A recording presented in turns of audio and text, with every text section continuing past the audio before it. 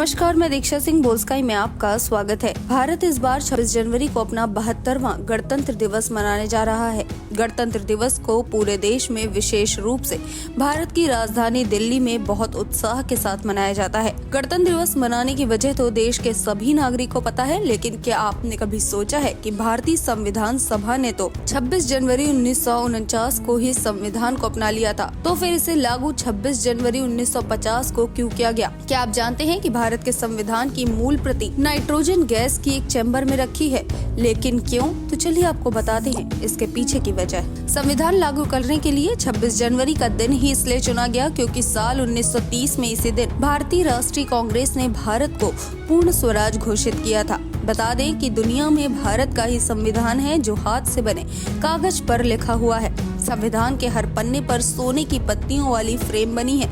साथ ही हर अध्याय के आरंभिक पृष्ठ पर एक कलाकृति भी बनाई गई है।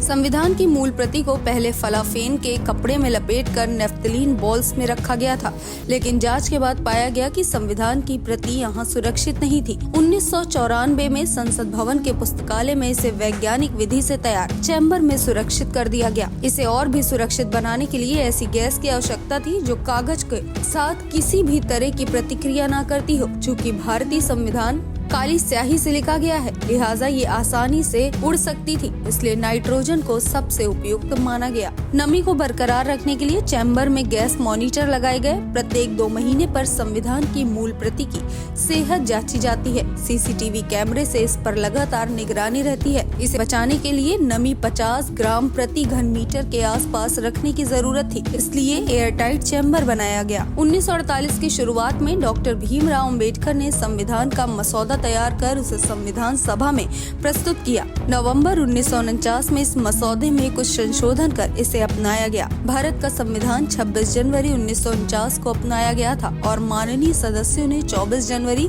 1950 में इस पर अपने हस्ताक्षर किए।